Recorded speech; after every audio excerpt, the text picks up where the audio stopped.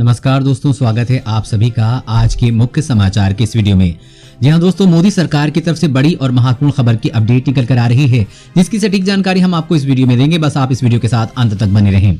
इसी के साथ दोस्तों, आज की बड़ी खबरों में आपको बताएंगे कि अफगानिस्तान में चीन के आतंकी मंसूबों का भंडाफोड़, हिरासत में 10 जासूस भारत में भी कर रहे थे जासूसी। और अगली बड़ी खबर की बात करें तो सिर से घूंघट गिरा तो ससुर व देवर ने की पिटाई, शौचालय में छिपकर महिला ने जान बचाई। आगे जानेंगे इस बड़ी खबर के बारे में। और अगली बड़ी खबर की बात करें तो बहुरूपिया कोरोना वायरस से रहें सावधान, नहीं तो पड़ सकते हैं मुसीबत में। जरूर जान लें इस बड़ी खबर के बारे में। और अगली बड़ी खबर की बात करें तो योगी सरकार का ऐलान, सभी मजदूरों को मिलेगा पेंशन और मकान। पूरी जानकारी देंगे, इस वीडियो के साथ अंत तक बने रहें। और अगली बड़ी खबर की बात करें तो इन राज्यों में पड़ेगी कड़ाके की ठंड, टूट सकता है कई सालों का रिकॉर्ड। आगे विस्तार से जानेंगे इस खबर के बारे में।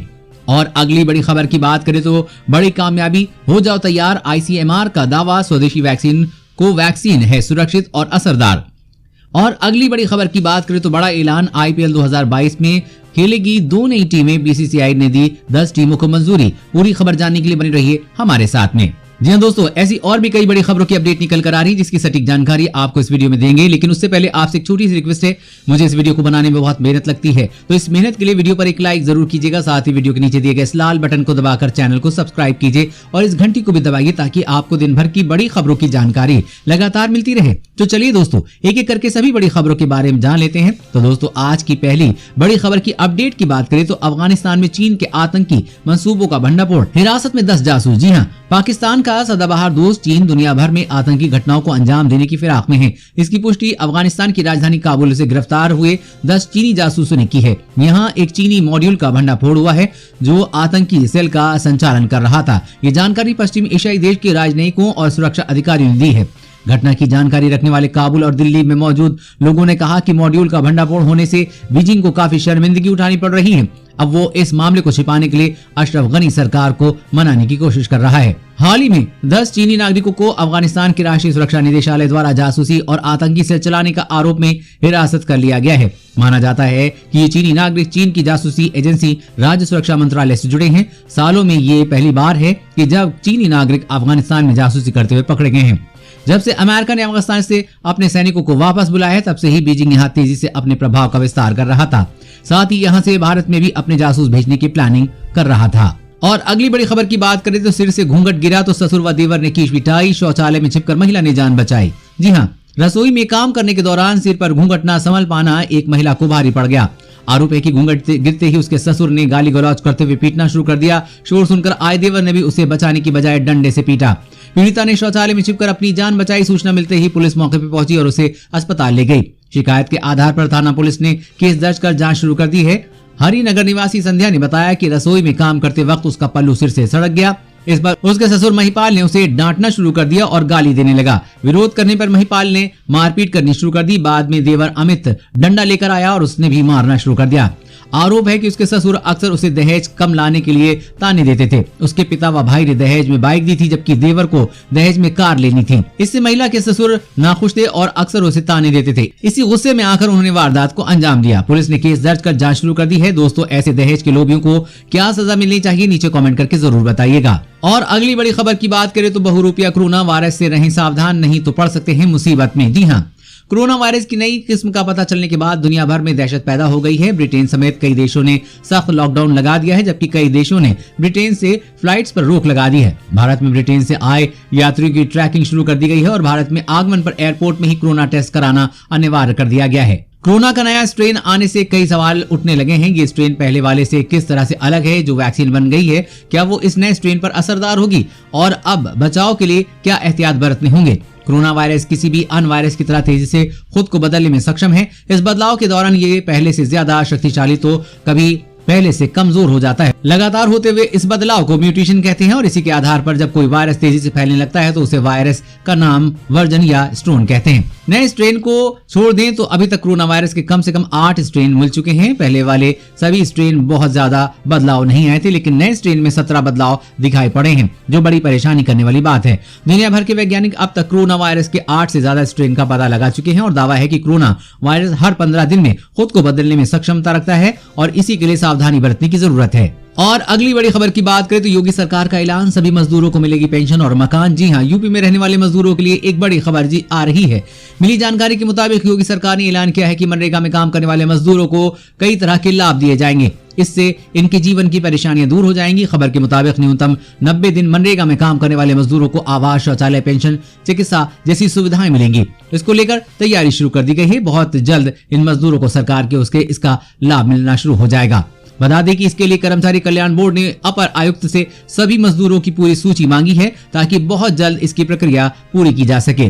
मनरेगा के अपर आयुक्त ने जानकारी दी है कि वर्ष में 90 दिन और इससे अधिक काम करने वाले मनरेगा मजदूरों की सूची तैयार की जा रही है। यूपी की योगी सरकार ने निर्माण श्रमिकों के कल्याण के लिए संचालित 15 योजनाओं को लाभ मनरेगा मजदूरों को भी देना का फैसला किया है। इसमें इन मजदूरों को कई तरह के फायदे हो सकते हैं और इन्हें आर्थिक लाभ भी मिल सकता है। और अगली बड़ी खबर की बात करें तो भारत की बढ़ती ताकत पर दुनिया फिदा, चीन और पाकिस्तान परेशान। जी हां, कोरोना महामारी के इस दौर में भारत की बढ़ती ताकत पर दुनिया फिदा है तो वहीं चीन और पाकिस्तान की परेशानी बढ़ती जा रही है। इस ताजा रिपोर्ट के मुताबिक कोरोना के इस दौर में भारत ने पूरी दुनिया को मदद देकर एक विश्व लीडर की भूमिका निभाई है और भारत के इस कदम से दुनिया के कई देशों का आकर्षण भारत की ओर तेजी के साथ बढ़ रहा है। अमेरिका, फ्रांस, ऑस्ट्रेलिया और जापान की नजदीकियां भी भारत के साथ बढ़ी हैं तो वहीं इजराइल और वियतनाम के साथ भी रिश्ते काफी मजबूत हुए हैं।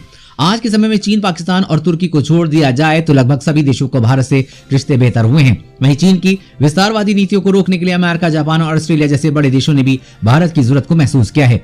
एक ताजा रिपोर्ट के मुताबिक भारत एशिया में एक बड़ी ताकत के रूप में उभरा है और भारत की सैन्य ताकत के साथ साथ आर्थिक ताकत भी तेजी के साथ बढ़ रही है।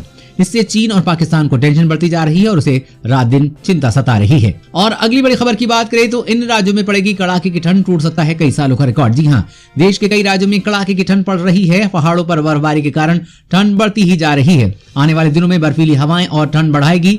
भारतीय मौसम विभाग ने बताया है कि आने वाले दिनों में कड़ाके की ठंड जारी रहेगी। IMD ने कहा है कि पंजाब, हरियाणा, दिल्ली, NCR, चंडीगढ़, पश्चिमी यूपी और बिहार में आने वाले दिनों हांड कमाने वाली ठंड पड़ेगी और इस दौरान शीतलहर चलेगी।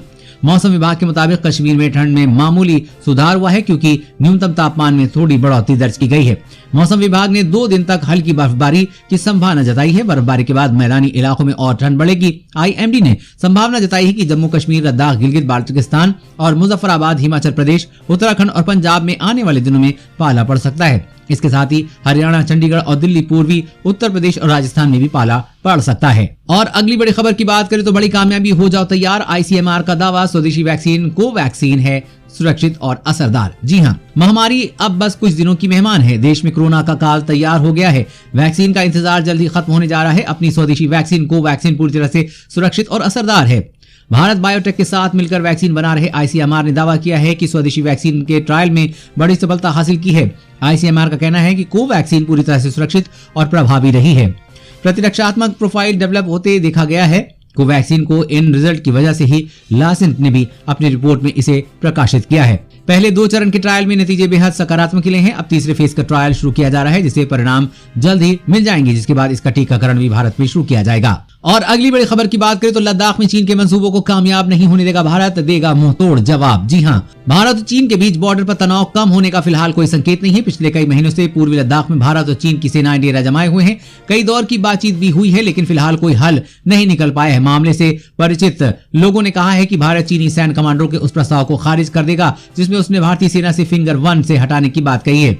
मामले से परिचित लोगों ने कहा है कि ये प्रस्ताव भारत के हितों की रक्षा नहीं करता क्योंकि जब चीनी सैनिकों ने LAC के साथ शांति बनाए रखने के लिए 30 साल के लिखित समझौते को उल्लंघन किया था, उससे पहले फिंगर 8 में से आधे भारतीय नियंत्रण में आते थे। भारतीय सैनिकों ने आखिर तक यहाँ पेट्रोलिंग की थी। अब चीनी कमांडर शांति के नाम पर सुझाव दे रहे हैं कि भारतीय सैनिक पीछे हटें और फिर फिंगर 1 से फिंगर 8 तक के बीच के क्षेत्र को नो आर्मी जोन बना दिया जाए, लेकिन भारत ने इसे खारिज कर दिया है। साथ ही चीन की हर हरकत का मुंहतोड़ जवाब देने के लिए भारतीय सैनिकों को हाई अलर्ट पर रखा गया है। और अगली बड़ी खबर की बात करें तो बड़ा ऐलान, IPL 2022 में खेलेंगी 2 नई टीमें, BCCI ने दी 10 टीमों की मंजूरी। जी हां, इंडियन प्रीमियर लीग के फैंस के लिए बड़ी खबर है। IPL में अब 2 और नई टीमें नजर आने वाली हैं। BCCI ने अहमदाबाद में हुई BCCI AGM में 2 और नई टीमों को मंजूरी दे दी है। BCCI ने फैसला किया है कि साल 2022 में IPL 10 टीमों का टूर्नामेंट होगा। फिलहाल आईपीएल में 8 टीमें हिस्सा लेती हैं। बता दें कि पहले कयास लगाए जा रहे थे कि आईपीएल 2021 से ही 2 टीमें बढ़ाई जा सकती हैं, लेकिन इस साल मेगा ऑक्शन भी होना है, जिसकी वजह से 10 टीमों को 2022 में खिलाया जाएगा। आईपीएल की 2 नई टीमों के मालिक कौन होंगे, ये सवाल सभी के लिए काफी दिलचस्प है। खबरों के मुताबिक आईपीएल टीम खरीदने की रेस में अडानी ग्रुप और संजीव गोयनका आगे रहेंगे। आईपीएल में एक टीम अहमदाबाद की हो सकती है, जिसे खरीदने की मंशा अडानी ग्रुप पहले ही जाहिर कर चुका है। अब तो अहमदाबाद में दुनिया का सबसे बड़ा क्रिकेट स्टेडियम भी बन चुका है। और अगली बड़ी खबर की बात करें तो घर बैठे फटाफट निपटाएं बैंक से जुड़े सभी जरूरी काम, ऐसे उठाएं डोर स्टेप बैंकिंग सर्विस का लाभ। जी हां, डोर स्टेप बैंकिंग सर्विस के द्वारा ग्राहक चेक जमा करते, पैसे निकालने और जमा करने, जीवन प्रमाण पत्र लेने जैसी कई सुविधाओं का घर बैठकर लाभ ले सकते हैं। इस सर्विस से 70 साल से ज्यादा उम्र के बुजुर्ग, दिव्यांग व दृष्टिबाधित लोगों को अपने घर पर ही बैंकिंग सेवाएं प्राप्त करने में मदद मिलेगी। डोर स्टेप सर्विस के तहत बैंक का कोई कर्मचारी आपके घर आएगा और आपके कागज ले जाकर बैंक में जमा कर देगा। इस सुविधा के तहत अकाउंट होल्डर को फाइनेंशियल व नॉन फाइनेंशियल बैंकिंग सर्विसेज मुहैया कराई जाएंगी। नॉन फाइनेंशियल सर्विसेज में चेक, डिमांड ड्राफ्ट आदि उठाना है, अकाउंट स्टेटमेंट की जानकारी, नया चेक प्राप्त करना, टर्म डिपॉजिट की रसीद प्राप्त करना, फॉर्म 16 सर्टिफिकेट, फॉर्म 15G और फॉर्म 15H जमा करना आदि शामिल है। जबकि फाइनेंशियल सर्विसेज के कैश डिपॉजिट या कैश विड्रॉल की सुविधा मिलेगी। दोस्तों, आज की खबर बस इतना ही। इसी तरह हर रोज काम की खबरें जानने के लिए आप हमेशा हमारे साथ जुड़े रहें।